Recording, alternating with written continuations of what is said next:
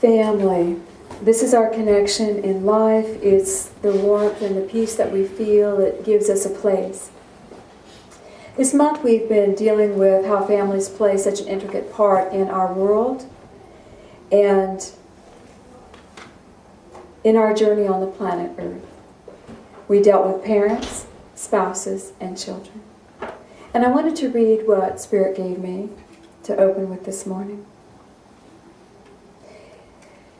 These people that we gather around us, that we chose before we were born, help us to become better.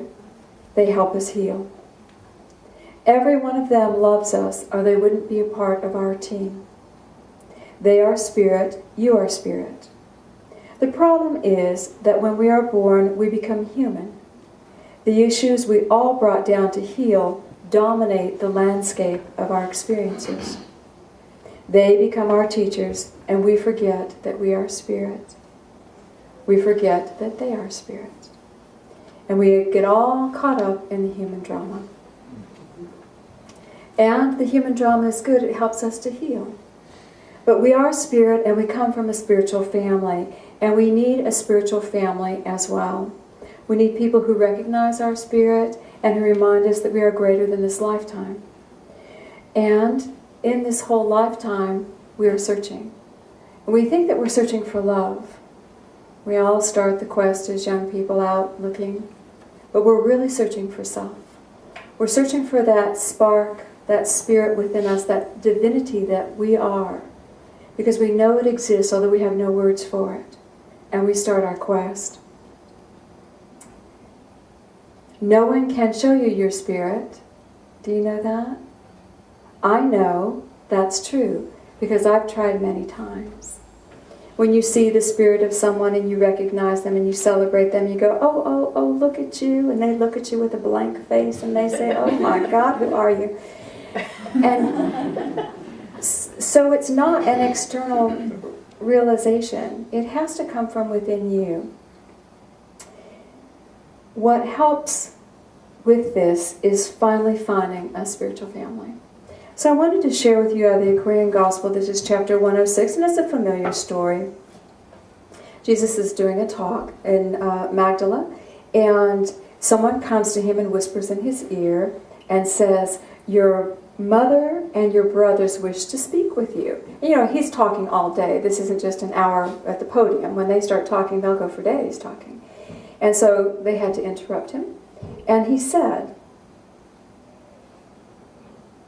who is my mother, my brothers? Who are they? Then to the multitudes he said, whoever lives the life and does the will of God is child of God, is my mother, father, sister, and friend. Whoever does the will of God is a child of God, my mother, father, sister, and friend. The will of God.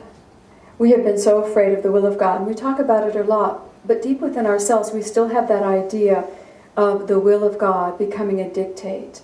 Over the years it's been used to hurt and harm. This is the will of God, therefore you must submit to what I say. But the will of God is not that.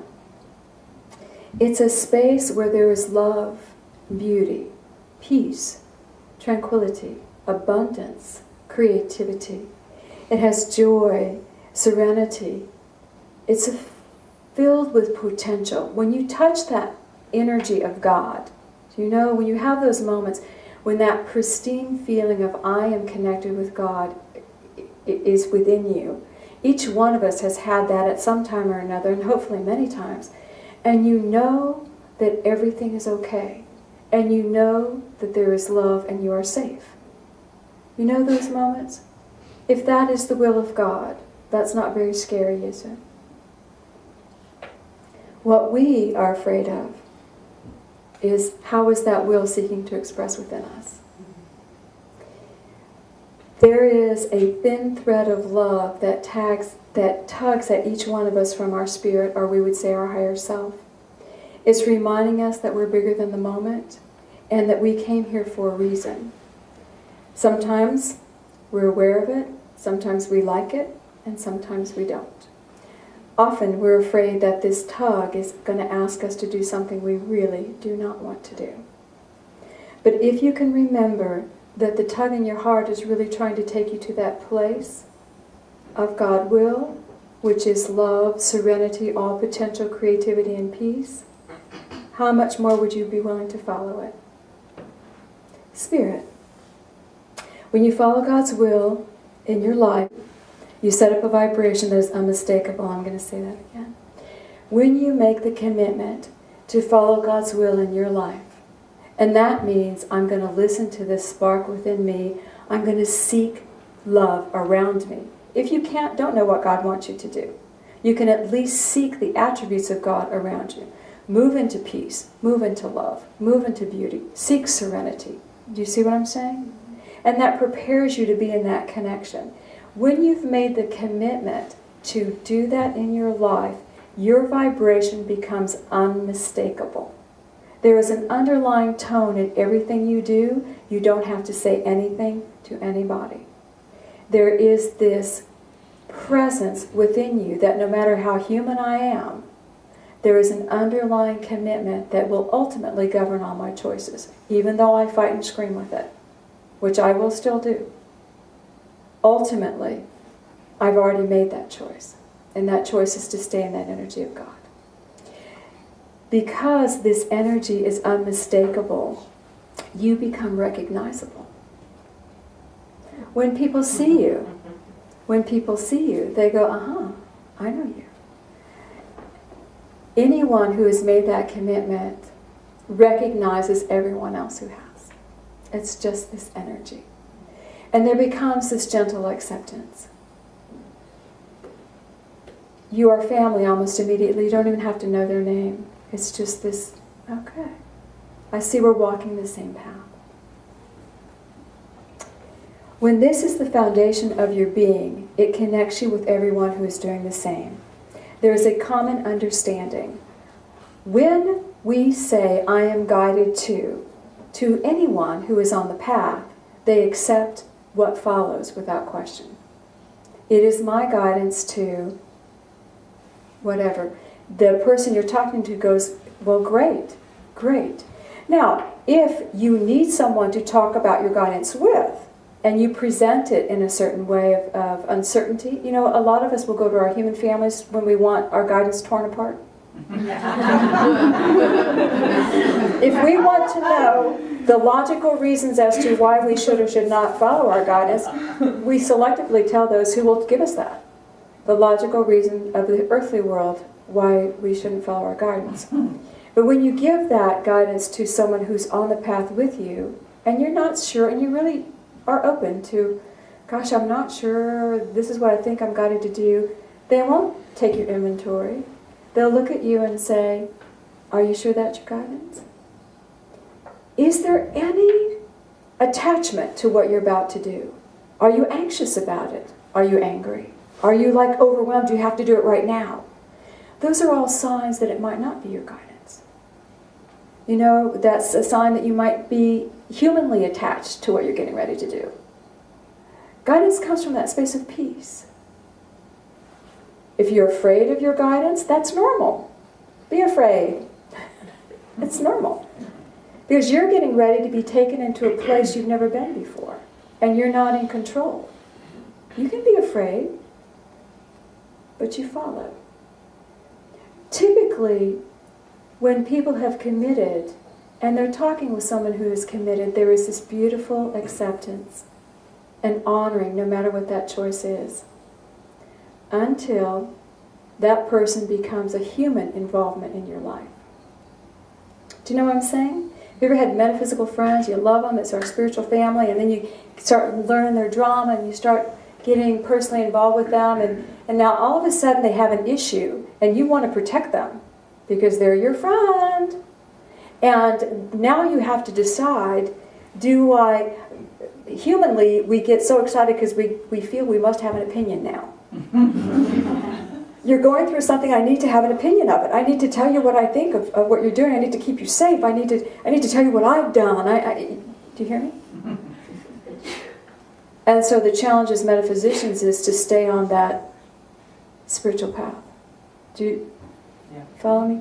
My sister called the other day, and we're a year apart. She's a year older than I am. And we were chatting about issues. We don't talk often. And she said, I'm just so struggling. My life is such a struggle financially. It's just a struggle. And she said, how could you not be struggling? We had the same childhood. And my human self knows her history. I know what she's done, choices she's made, and I could have easily pulled out my list of why, causal energy, a list of what she's done to create the struggles.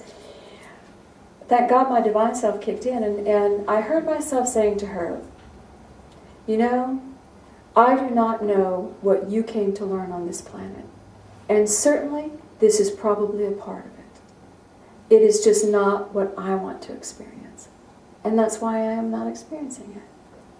I don't want to experience worrying about how my mortgage is getting paid. I want to experience something different. I want to learn something different, and that's why I'm in a different place than you. Oh, she says.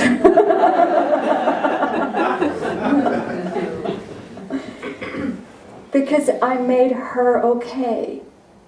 I made her okay. The greatest gift that you can give anybody is to honor that their higher self, their Christ within them, is making the proper choices for them. I made her okay. When we seek to follow that spiritual guidance, we become one family. We're all seeking God's will. I wanted to finish what he says privately, not to the multitudes, what Jesus said. Behold, men recognize mothers, fathers, sisters, brothers here in flesh. But when the veil is torn and men walk in the realms of soul, the tender lines of love that bind the groups of fleshly relations fade. Not that the love for anyone will be the less, but men will see in all the motherhood, fatherhood, sisterhood, and brotherhood of man, the family groups of earth will be lost in universal love and divine fellowship.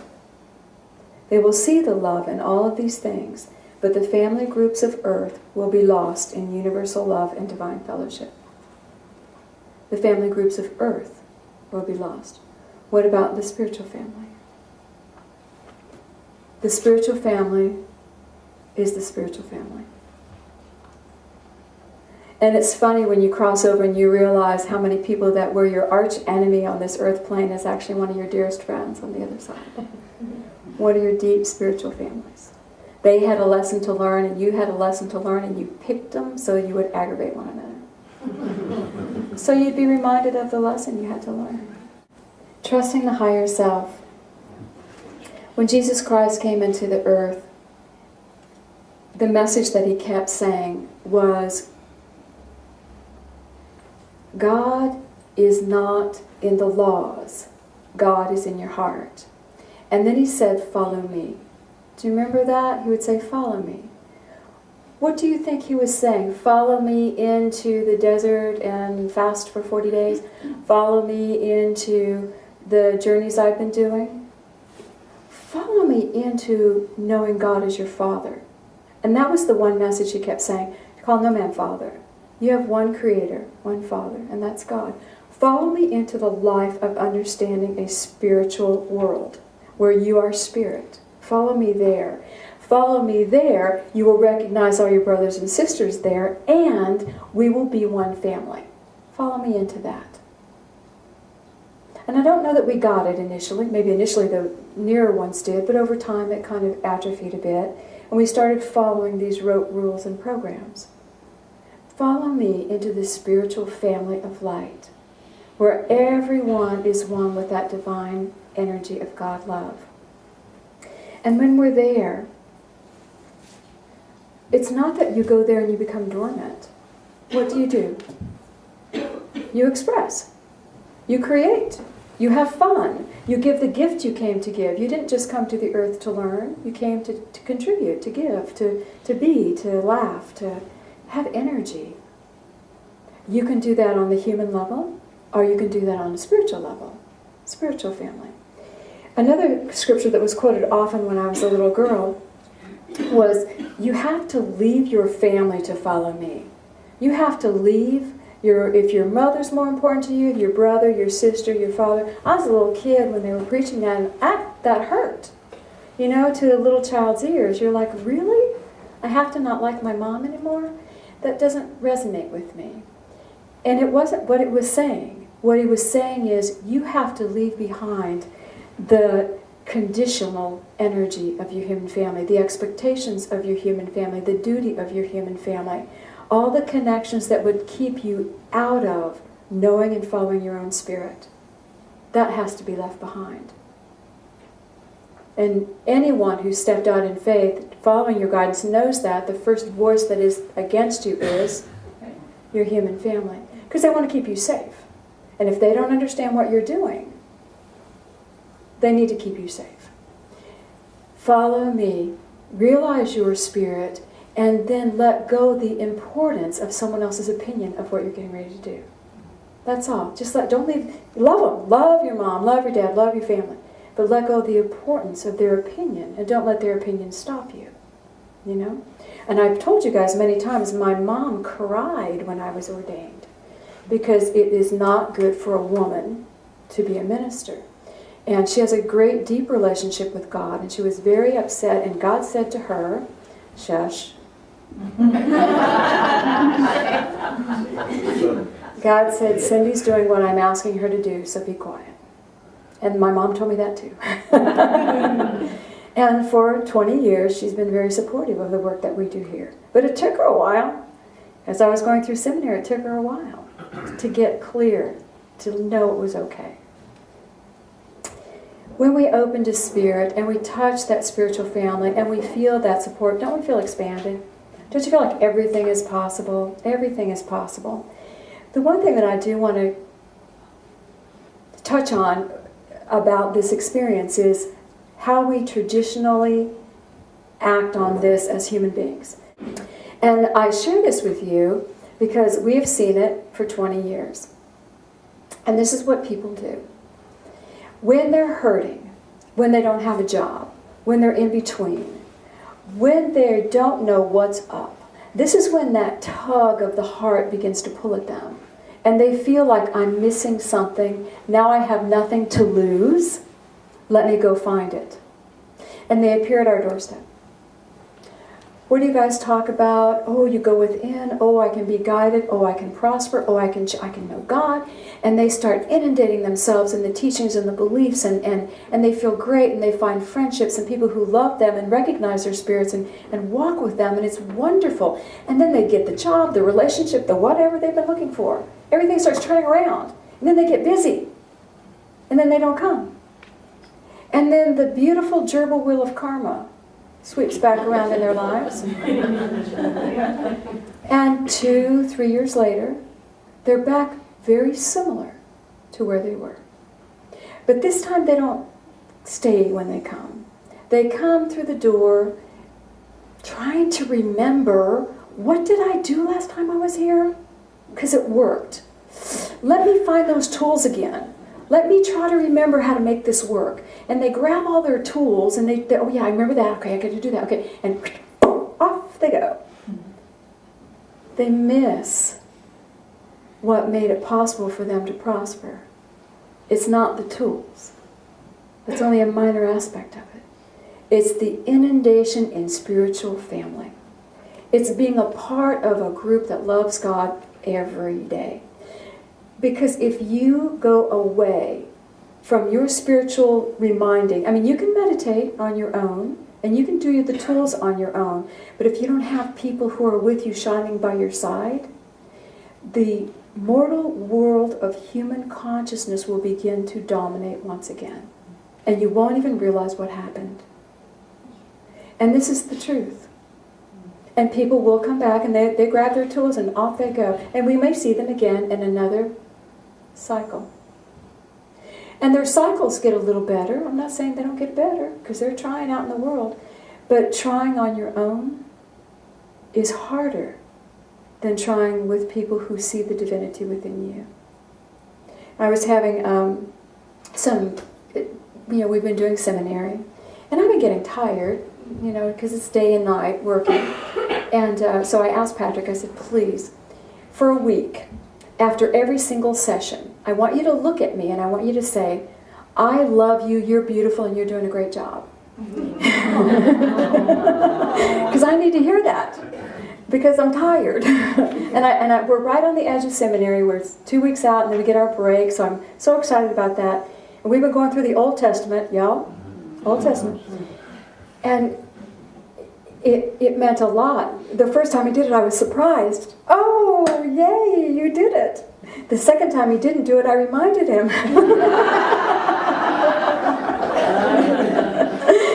And be sure to tell me I'm beautiful, no matter what I look like. Because it lifts my spirit. Just to have someone look at me and acknowledge me. And when he did it, it was spiritual, you know.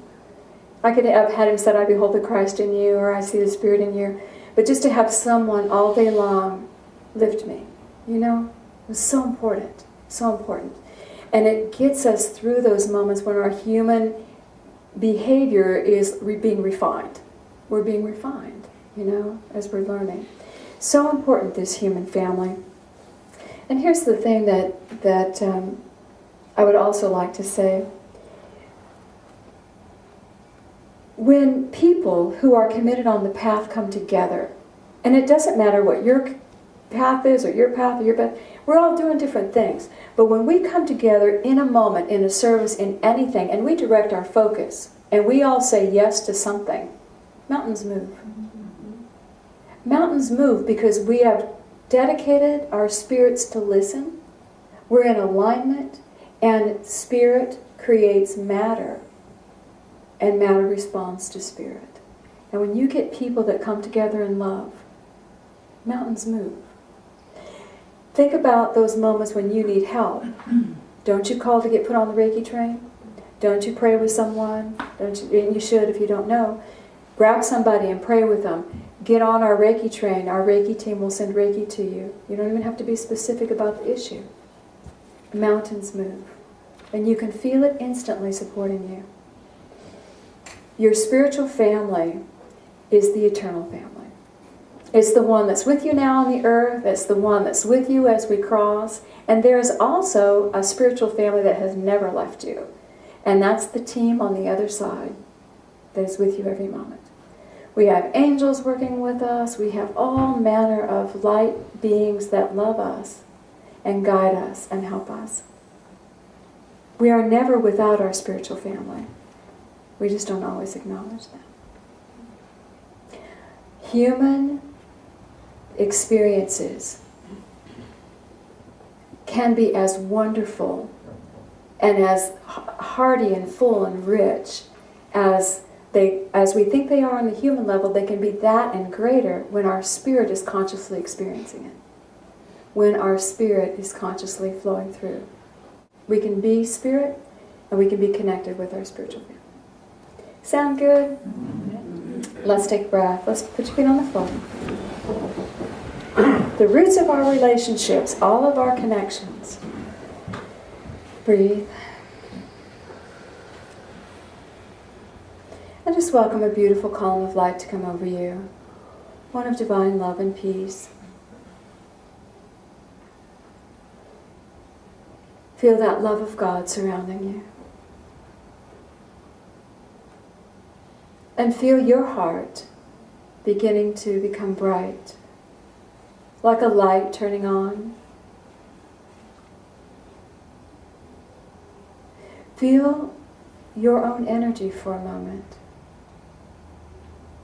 This light that you feel is greater than the thoughts that you have. It's greater than the physical body. Its source, its power, is from somewhere else. Yet it is you. It is you. As you feel that light growing, just feel your awareness of the God love that supports that light. I am here with a divine plan. I am here by divine choice. I am spirit. Breathe and begin to think about all the people in your world that are important to you. Just see them gathering up, all the people. And you can see the energy of the human ties you have with them. There's all kinds of conditions in this human field. All kinds of agreements going on. But as the family, the friends, the people gather around you, feel your heart spark, that light. And send the thought to each one, I realize you are spirit too. You are a beloved child of God. Send it to each one. And as you do, see their eyes begin to light. Everyone, child of God.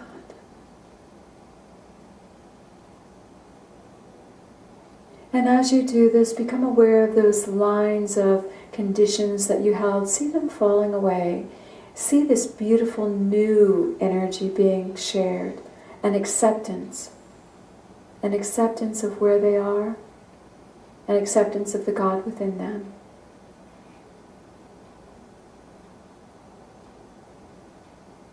And as you feel the God within them, see that beautiful energy showering over them as well. God has them in care. You don't need to protect them. And let them go in the vision, let them go. Come back to that spark in your heart. Father, Mother God, I ask to become aware of the spiritual family. The family that supports my journey.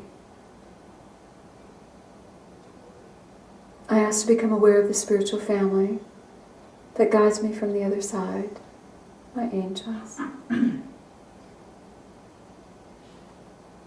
I ask to become aware, as I walk in the daily routine, that I am spirit. Feel the waves of energy moving through your body. I am spirit.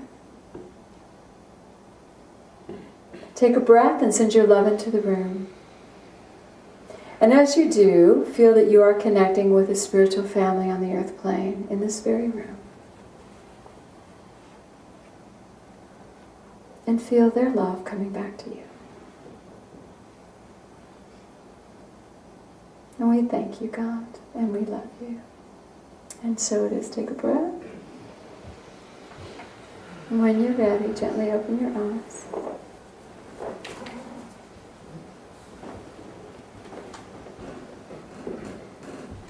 The roots of our relationship. It's been an interesting series. Some difficult moments for us to look at. But if you'll think overall about every relationship and go back into that beautiful essence of God will, and let that be your goal. The serenity, the love, the acceptance, and the peace. Then you'll be able to navigate anything that comes to you. Even in our human condition. Say, yay, God. Yeah.